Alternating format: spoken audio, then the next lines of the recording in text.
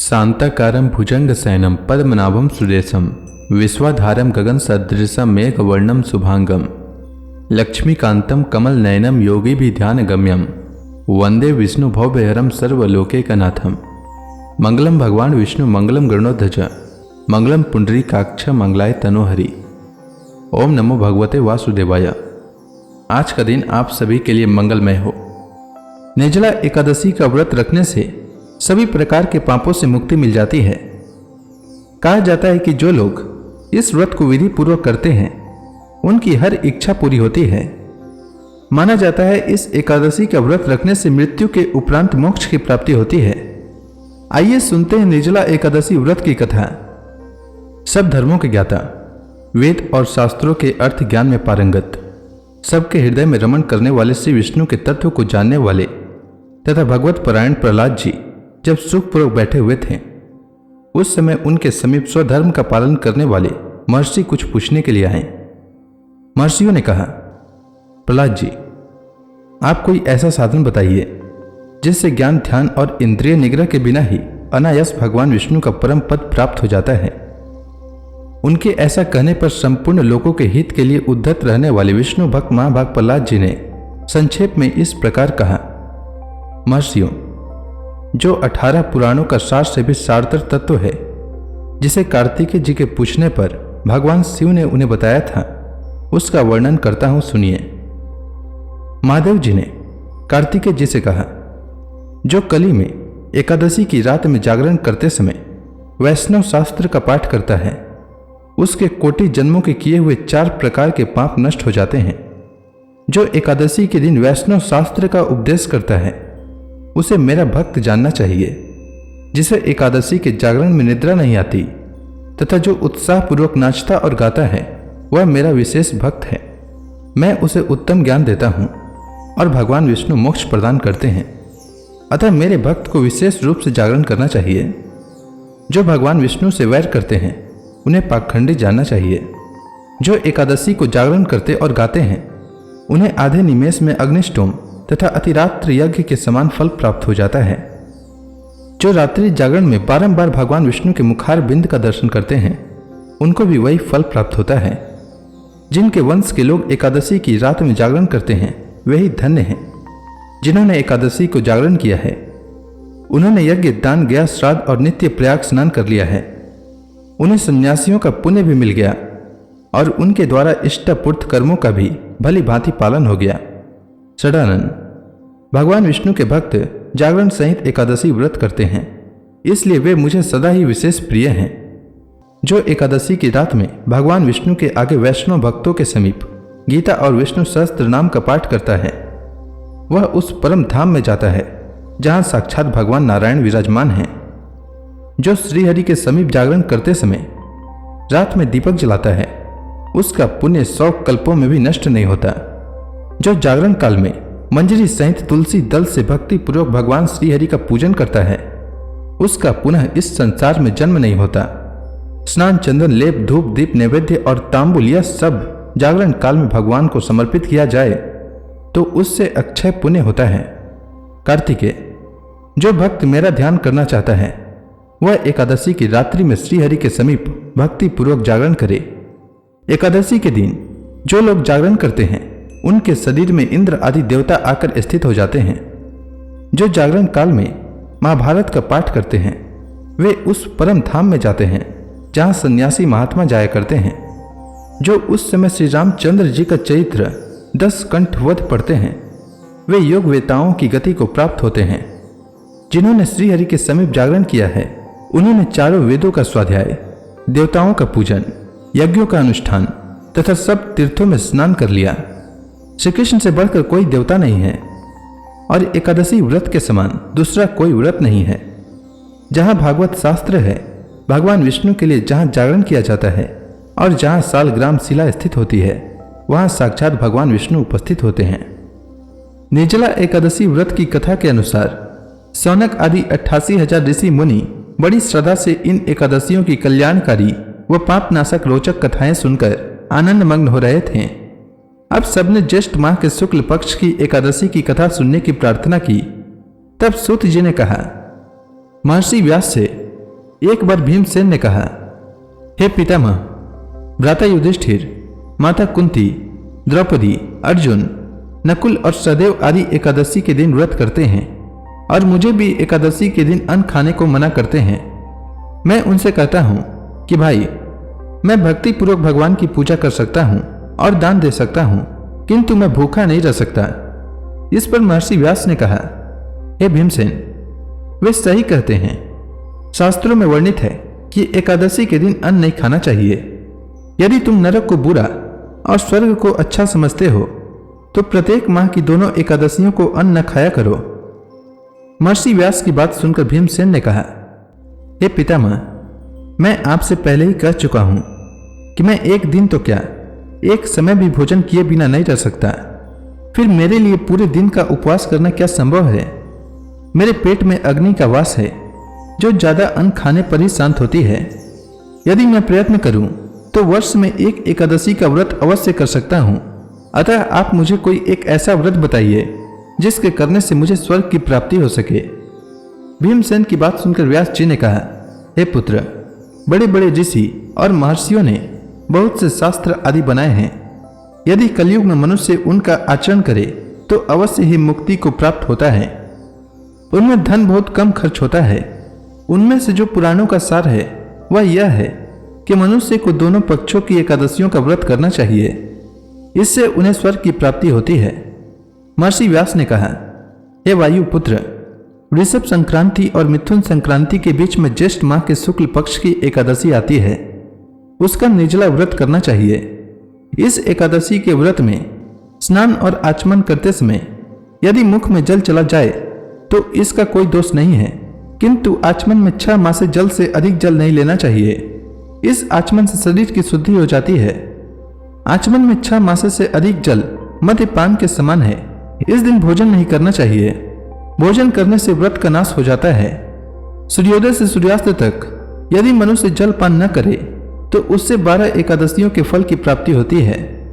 द्वादशी के दिन सूर्योदय से पहले ही उठना चाहिए। इसके पश्चात भूखे ब्राह्मण को भोजन कराना चाहिए। तत्पश्चात स्वयं भोजन करना चाहिए। हे भीमसेन, स्वयं भगवान ने मुझसे कहा था कि इस एकादशी का पुण्य सभी तीर्थों और दान के बराबर है। एक दिन निर्जला रहने से मनुष्य पापों से मुक्त हो जाता है। जो मनुष्य निर्जला एकादशी का व्रत करते हैं उन्हें मृत्यु के समय भयानक यमदूत नहीं दिखाई देते, बल्कि भगवान श्रीहरि के दूत स्वर्ग से आकर उन्हें पुष्पक विमान पर बैठाकर स्वर्ग ले जाते हैं। संसार में सबसे उत्तम निर्जला एकादशी का व्रत है। अतः यत्न पूर्वक इस एकादशी का निर्जल व्रत करना चाहिए। इस दिन ओम नमो भगवते वासुदेवाय इस मंत्र का उच्चारण करना चाहिए। इस दिन गोदान करना चाहिए। निर्जल व्रत करने से पहले भगवान का पूजन करना चाहिए और उनसे प्रार्थना करनी चाहिए कि हे प्रभु, आज मैं निर्जल व्रत करता हूँ। इसके दूसरे दिन भोजन करूंगा। मैं इस व्रत को सदापूर्वक करूंगा। मेरे सब पाप नष्ट हो जाएं। इसके अलावा इस दिन जल से भरा हुआ घड़ा, वस्त्र आदि से ढककर स्वर्ण सहित किसी सुपात्र को दान करना चाहिए। इस व्रत के अनुष्ठान में जो मनुष्य स्नान तप आदि करते हैं उन्हें करोड़ों पल स्वर्ण दान का फल प्राप्त होता है। जो मनुष्य इस दिन यज्ञ होम आदि करते हैं उसके फल का तो वर्णन भी नहीं किया जा सकता। इस निर्जला एकादशी के व्रत के पुण्य से मनुष्य विष्णु लोक को जाता है।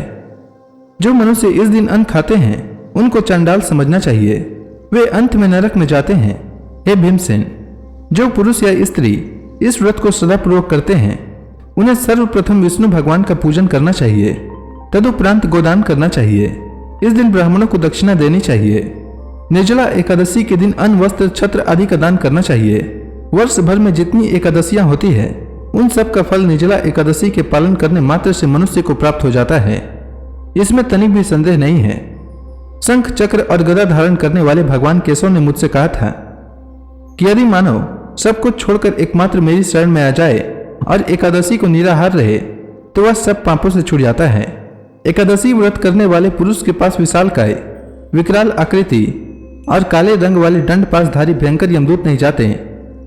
अंतकाल में पीतांबरधारी, सौम्य स्वभाव वाले, हाथ में सुदर्शन चक्र धारण करने वाले और मन के समान वेगशाली विष्णुदूत आखिर इस वैष्णव पुरुष को भगवान विष्णु के धाम में ले जाते हैं।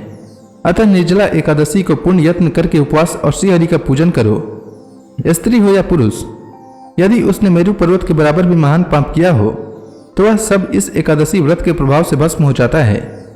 जो मनुष्य उस दिन जल के नियम का पालन करता है वह पुण्य का भागी होता है। उसे एक एक प्रहर में कोटि कोटि स्वर्ण मुद्रा दान करने का फल प्राप्त होता सुना गया है। मनुष्य निर्जला एकादशी के दिन स्नान, दान, जप, होम आदि जो कुछ भी करता है वह सब अक्षय होता है। यह भगवान श्री कृष्ण का कथन है।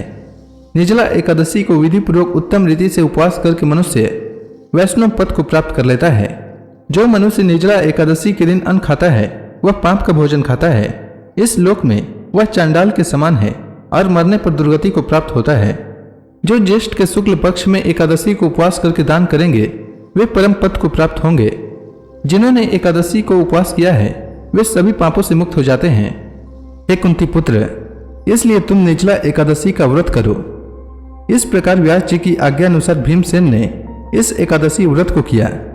इसलिए इस एकादशी को भीमसेनी या पांडव एकादशी भी कहते हैं। जो मनुष्य इस कथा को प्रेम पूर्वक श्रवण करते हैं वे भी स्वर्ग के अधिकारी हो जाते हैं। तो इसी के साथ निर्जला एकादशी व्रत की कथा समाप्त होती है।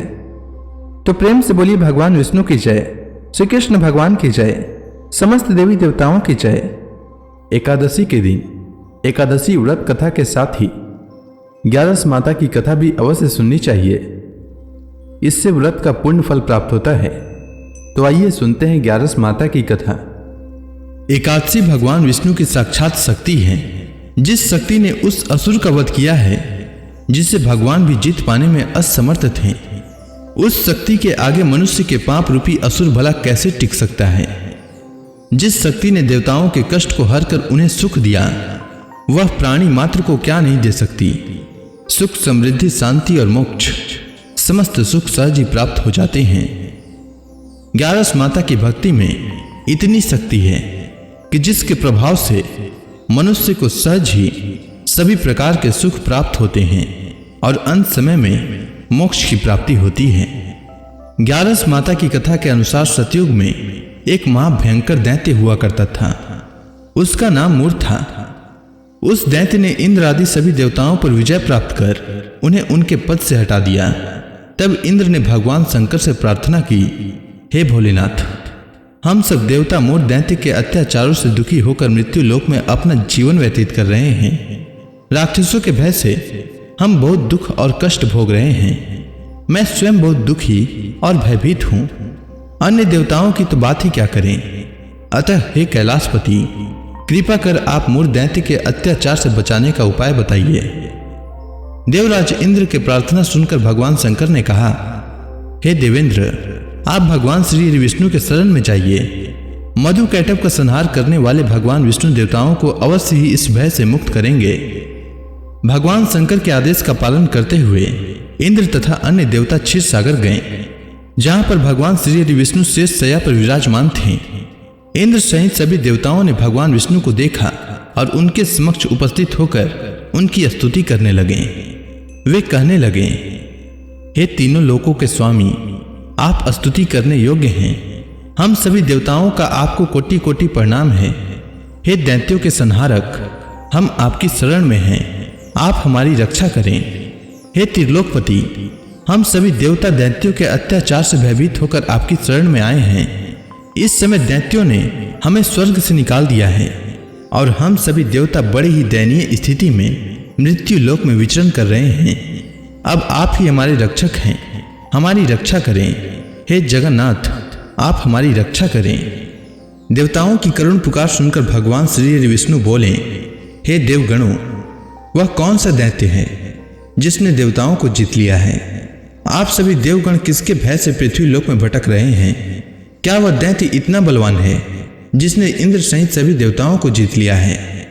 तुम निर्भय होकर मुझे सब हाल बताओ।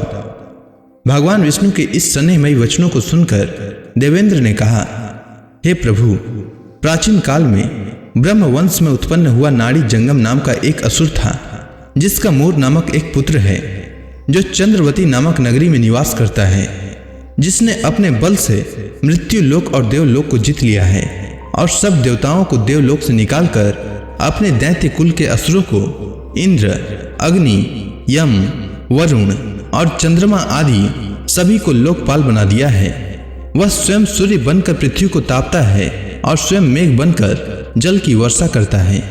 अतः आप इस बलशाली भयानक असुर का संहार करके देवताओं की रक्षा करें। देवेंद्र के मुख से ऐसे वचन सुनकर भगवान विष्णु बोले, हे देवताओं, मैं आपके शत्रु का शीघ्र ही संहार करूंगा। आप सभी इसी समय मेरे साथ चंद्रवती नगरी चलिए। देवताओं की पुकार पर भगवान विष्णु तुरंत ही उनके साथ चल दिए। उधर दैत्यराज मूर ने अपने तेज से जान लिया था कि श्री विष्णु युद्ध की इच्छा से उसकी राजधानी में आ रहे हैं। अतः अपने राक्षस योद्धाओं के साथ वह भी युद्ध भूमि में आकर गरजने लगा। देखते ही देखते युद्ध शुरू हो गया। युद्ध शुरू होने पर अनगिनत असुर अपने अस्त्र शस्त्रों को धारण कर देवताओं से युद्ध करने लगे, किंतु देवता तो पहले ही डरे हुए थे। वह अधिक देर तक राक्षसों का सामना न कर सके और भाग खड़े हुए। तब भगवान विष्णु स्वयं युद्ध भूमि पर आ गए। दैत्य पहले से भी ज्यादा जोश में भरकर भगवान विष्णु से युद्ध करने लगे। वे अपने अस्त्र शस्त्रों से उन पर भयानक प्रहार करने लगे। दैत्यों के आक्रामक वारों को श्री हरि विष्णु अपने चक्र और गदा के प्रहारों से नष्ट करने लगे। इस युद्ध में अनेक दैत्य सदा के लिए मृत्यु की गोद में समा गए, किंतु दैत्यराज मूर भगवान विष्णु के साथ निश्चल भाव से युद्ध करता रहा। उसका तो जैसे अभी बाल भी बांका नहीं हुआ था। वह बिना डरे युद्ध कर रहा था। भगवान विष्णु मूर को मारने के लिए जिन जिन शस्त्रों का प्रयोग करते वे सब उसके तेज से नष्ट होकर उस पर पुष्पों के समान गिरने लगते। अनेक अस्त्रों शस्त्रों का प्रयोग करने पर भी भगवान विष्णु उससे जीत न सके। तब वे आपस में मल्ल युद्ध करने लगे। भगवान श्री विष्णु उस असुर से देवताओं के लिए सहस्त्र वर्षों तक युद्ध करते रहे, किंतु उस असुर से न जीत सके। अंत में भगवान विष्णु शांत होकर विश्राम करने की इच्छा से बद्रिकाश्रम स्थित 38 कोस लंबी एक द्वार वाली हेमवती नाम की एक गुफा में प्रवेश कर गए। उस गुफा में भगवान ने शयन किया। भगवान विष्णु के पीछे पीछे वह दैत्य भी चला आया था। भगवान श्री विष्णु को सोता देखकर वह दैत्य उन्हें मारने को तैयार हुआ। वह सोच रहा था कि आज मैं अपने चीर शत्रु को मारकर हमेशा हमेशा के लिए निष्कंटक हो जाऊंगा, परंतु उसकी यह इच्छा पूर्ण न हो सकी, क्योंकि उसी समय भगवान विष्णु की देह से दिव्य वस्त्र धारण किए एक अत्यंत मोहिनी कन्या उत्पन्न हुई और राक्षस को ललकार कर उससे युद्ध करने लगी।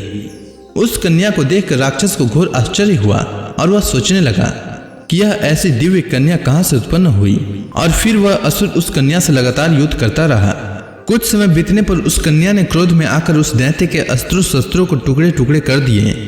अब तो उस दैत्य को बड़ा ही क्रोध आया और वह सारी मर्यादाएं भंग करके उस कन्या से मल्ल युद्ध करने लगा।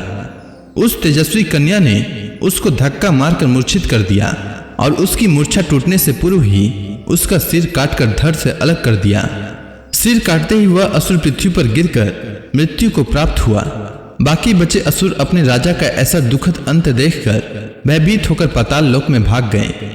भगवान विष्णु जब निद्रा से जागे तो उस असुर को मरा देखकर उन्हें घोर आश्चर्य हुआ और वे सोचने लगे कि इस महाबली को किसने मारा है।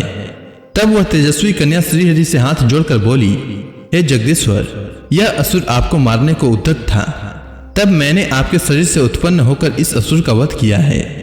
कन्या की बात सुनकर भगवान बोले, तुमने इस असुर को मारा है, अतः हे कन्या, मैं तुमसे अत्यंत प्रसन्न हूँ। इसे मारकर तुमने तीनों लोकों के देवताओं के कष्ट को हरा है, इसीलिए तुम अपनी इच्छा अनुसार वरदान मांग लो, मैं तुम्हारी प्रत्येक इच्छा को पूर्ण करूंगा। भगवान की बात सुनकर कन्या बोली, हे प्रभु, मुझे यह वरदान दीजिए कि जो मनुष्य या देव मेरा व्रत करे उसके सभी पाप नष्ट हो जाएं और अंत में उसे स्वर्ग लोक की प्राप्ति हो। मेरे व्रत का आधा फल रात्रि को मिले और उसका आधा फल एक समय भोजन करने वाले को मिले। जो श्रद्धालु भक्ति पूर्वक मेरे व्रत को करे वे निश्चय ही वैकुंठ लोक को प्राप्त करे। जो मनुष्य मेरे व्रत में दिन तथा रात्रि को एक बार भोजन करे वह धन धान्य से भरपूर रहे। कृपा करके मुझे ऐसा वरदान दीजिए। भगवान श्री विष्णु ने कहा, हे कन्या, ऐसा ही होगा। मेरे और तुम्हारे भक्त एक ही होंगे और अंत में संसार में प्रसिद्धि को प्राप्त होकर मेरे लोक को प्राप्त करेंगे। हे कल्याणी, तुम एकादशी को पैदा हुई हो, इसीलिए तुम्हारा नाम भी एकादशी हुआ, तथा जो मनुष्य इस दिन व्रत करेंगे उनके समस्त पाप समूल नष्ट हो जाएंगे। तुम मेरे लिए अब तीज, अष्टमी, नवमी और 14 से भी अधिक प्रिय हो। तुम्हारे व्रत का फल सब तीर्थों के फल से भी महान होगा। यह मेरा अकाट्य कथन है। इतना कहकर भगवान श्री विष्णु उसी स्थान पर अंतर ध्यान हो गए। अब आप सभी भक्तगण हाथ जोड़कर भगवान श्री हरि का ध्यान करें। आरती होने वाली है। ओम जय एकादशी माता मैया, जय एकादशी माता। विष्णु पूजा व्रत को धारण करके, विष्णु पूजा व्रत को धारण करके शक्ति मुक्ति पाता। ओम जय एकादशी माता। तेरे नाम गिनाऊं देवी, भक्ति प्रदान करनी, भक्ति प्रदान करनी। गण गौरव की देनी माता, गण गौरव की देनी माता, शास्त्रों में बरनी। ओम जय एकादशी माता। मार्गशीर्ष कृष्ण पक्ष की उत्पन्ना, विश्व तारणी जन्मी मैया, विश्व तारणी जन्मी। शुक्ल पक्ष में हुई मोक्षदा, शुक्ल पक्ष में हुई मोक्षदा, मुक्तिदाता बन के भरमी। ओम जय एकादशी माता। पौष के कृष्ण पक्ष की सफला नामक है, शुक्ल पक्ष में होए पुत्रदा, आनंद अधिक रहे। ओम जय एकादशी माता। नाम सट तिला माघ मास में कृष्ण पक्ष आवे मैया, कृष्ण पक्ष आवे। शुक्ल पक्ष में जया कहावे, शुक्ल पक्ष में जया कहावे, विजय सदा पावे। ओम जय एकादशी माता। विद्या फाल्गुन कृष्ण पक्ष में शुक्ला अमला की मैया, शुक्ला अमला की। पाप मोचनी कृष्ण पक्ष में चैत्र महाबली की। ओम जय एकादशी माता। चैत्र शुक्ल में नाम कामदा, धन देने वाली मैया, धन देने वाली। नाम बरूथनी कृष्ण पक्ष में बैसाख माहवाली। ओम जय एकादशी माता। शुक्ल पक्ष में होए मोहिनी, अपराज्येष्ठ कृष्ण पक्षी मैया, अपराज्येष्ठ कृष्ण पक्षी। नाम निर्जला सब सुख करने, शुक्ल पक्ष रखी। ओम जय एकादशी माता। योगिनी नाम आषाढ़ में जानो, कृष्ण पक्ष करनी मैया, कृष्ण पक्ष करनी। देवसैनी नाम कहायो, शुक्ल पक्ष धरनी। ओम जय एकादशी माता। कामिका श्रावण मास में आवे, कृष्ण पक्ष कहिए। श्रावण शुक्ला होए पवित्रा, आनंद से रहिए। ओम जय एकादशी माता। अजा भाद्रपद कृष्ण पक्ष की परिवर्तनी शुक्ला मैया, परिवर्तनी शुक्ला। इंद्राश्विन कृष्ण पक्ष में व्रत से भवसागर निकला। ओम जय एकादशी माता। पापांकुश है शुक्ल पक्ष में, आप हरणहारी मैया, आप हरणहारी। रमा मास कार्तिक में आवे सुखदायक भारी। ओम जय एकादशी माता देवोत्थान शुक्ल पक्ष की दुख नाशक मैया। पावन मास में करूं विनती पार करो नैया।